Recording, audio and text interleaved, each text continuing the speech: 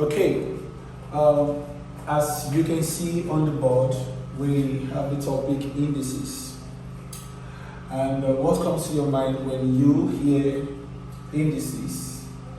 Indices is actually the plural of index.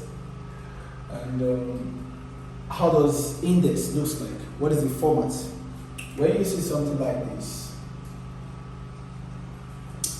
now this is referred to as the power, and this is referred to as the base. Now, what is the function of the power?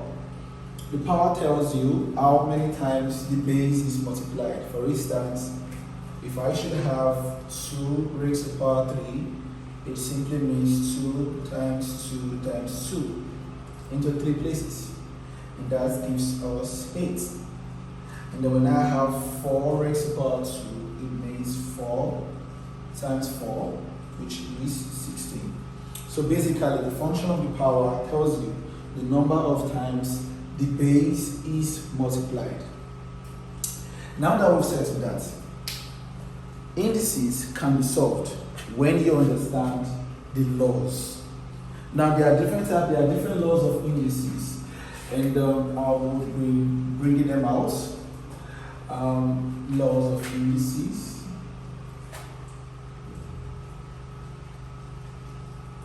Now, the first law of indices is the multiplication law. The multiplication law. Now, imagine we have something like this. X raised to the power y times x raised to the power z. You notice something? Remember I said this is the base and this is the power. This is the base and this is the power. And the sign we have separating them is the multiplication sign. Now, how do you solve problems like this? When the bases are the same and you are multiplying, you pick one of the base and then you add the powers.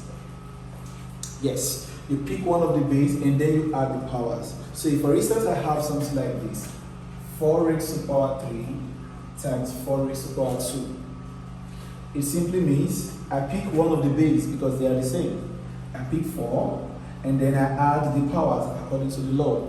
So here becomes 3 plus 2, and that gives us 4 raised to the power 5. And also when you have something like 2 raised to the power 3 times 2 raised to the power 4, it becomes 2 raised to the power of 3 plus 4, which is 2 raised to the power of 7. Now this is how you solve problems under multiplication law. Note, the base must be the same. When the base are not the same, there is no way it can work. The base must be the same. Now, another law we have is called the division law. Now, division law is like this. You have x raised to the power y divided by x raised to the power z. Now, the bases are also the same. So what do? Pick one of the bases. Now your division changes to minus, just as your times changes to addition. So here becomes y minus z. So for instance, we are given a question like 4 raised to the power of 3 divided by 4 raised to the power of 2. It simply means 4 raised to the power of 3 minus 2 because we are dividing. And then this becomes 4 raised to the power of 1, which becomes 4. Or we have something like 3 raised to the power of 6 divided by 3 raised to the power of 2. The same thing. So we have 3 raised to the power of 6 minus 2, which is 3 raised to the power of 4. And you know what 3 raised to the power of 4 means? 3 times 3 times 2 into what? 4 places. And then we have another law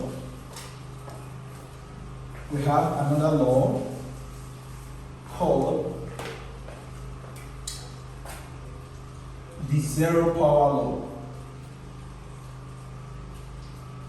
The zero power law. Now, when you say zero power law, it means the power is 0. So, for instance, I have x raised to the power of 0. The answer is 1. Any base raised to the power of 0, the answer is 1. So, for instance, imagine we have this 4 raised to the power of 0. You don't need to solve this. The answer is 1. Or 3 raised to the power of 0. The answer is 1. Nothing more than that. So far, the power is 0. The answer is 1. Now, we have law 4. Then we have what we call the negative power law. The negative power law. Now, as the name implies, negative, it means the power is carrying a minus sign.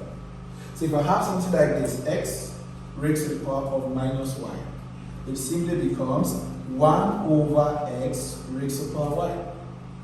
The negative sign becomes 1 over, and then your base and your power comes down.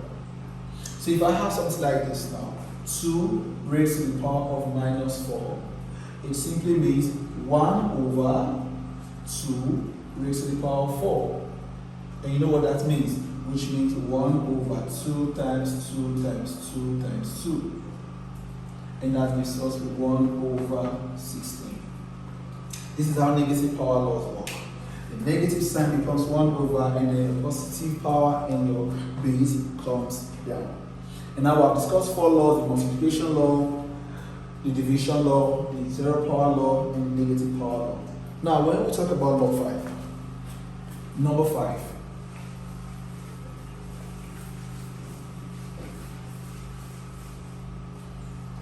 Number 5.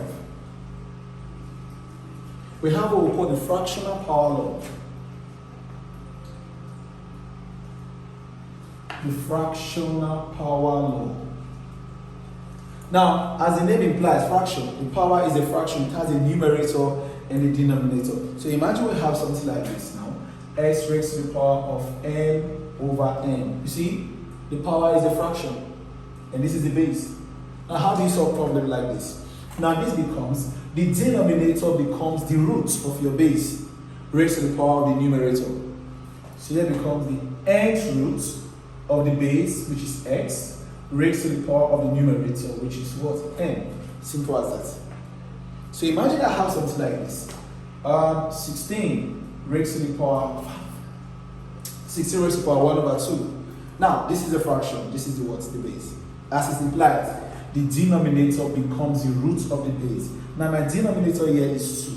So it becomes the square root of 16 raised to the power of the numerator. The numerator means the number on top, which is 1. Now, we know that the square root of 16 is 4 raised to the power of 1. So what is the answer? 4. Or imagine we have a number like this. Let's say 27 raised to the power of 2 over 3. Same thing. Now, the denominator becomes the root of the base again. So here becomes the cube root of 27 raised to the power of the numerator, which is 2. Now, when you say cube root of a number, it simply means a number you will times 3 times to get 27. And we all know that 3 times 3 times 3 is 27. So it means when I multiply 3 times, I will get 27. So it means the cube root of 27 is 3. Because that is the number you multiply 3 times, you get 27. So it means the result becomes 3 raised to the power of 2. And 3 raised to the power of 2 means 3 times 3, which is what? 9. Now, this is law 5, fractional power law. Now, we have what we call the negative fractional power law. The negative fractional power law, law 6. Negative fractional power law. Now, same thing, but just that this fraction now, this power is carrying a negative sign, a minus sign. So if I have something like this now, x raised to the power of minus m over n. Negative fractional power law. Now, how do we solve problems like this? Now, the first thing we're going to do is this. We will try our best to eliminate this minus. Naturally, we said this minus becomes 1 over, yes. But we can use a better way, a shorter way. Now, how can you eliminate this minus? By reciprocating or by turning this base upside down. Now, if I have x, naturally, x is carrying a number down, 1, an invisible number 1. So when I turn it upside down, the 1 goes up and it becomes 1 over x. So here automatically becomes 1 over x. Now, because I have reciprocated the base, the minus is out. No more minus. So what will I be remaining here as my power? n over n. Now, this law applies again. The denominator becomes the root of the base. So here becomes the nth root of 1 over x raised to the power of n. First of all, I remove the minus sign. And how did I remove the minus sign? By reciprocating the base. So I turned the base. And then it became 1 over x, because there's an invisible 1 here. Now, because I have reciprocated, then there's no more minus, and then it becomes what? M over n.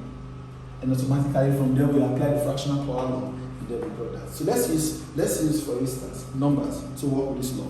Imagine I have something like let's say we have something like 1. Let's say we have 9 raised to the power of minus 3 over 2. Let's see something like this. Now let me say, the first thing we have to do is to remove this minus sign. And how can we remove this minus sign? By turning the base upside down. So automatically here becomes 1 over 9 first. Close the brackets.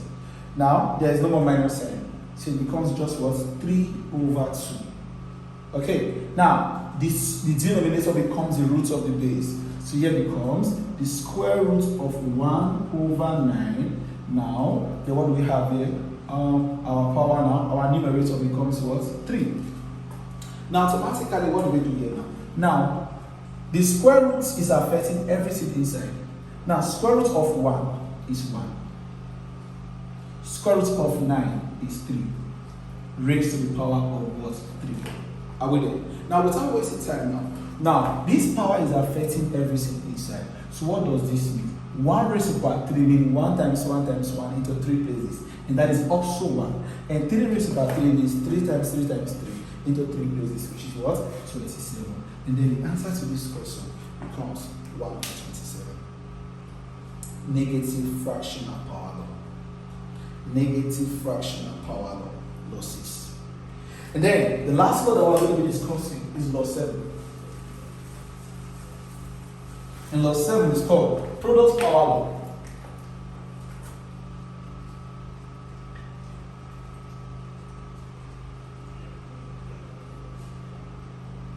Product power law. Now imagine we have something like this. X raised to power y, z. It is as simple as this. The powers are multiplying each other because there's a bracket. So here it comes x raised to power y times z, which is equal to x raised to power y z. Simple.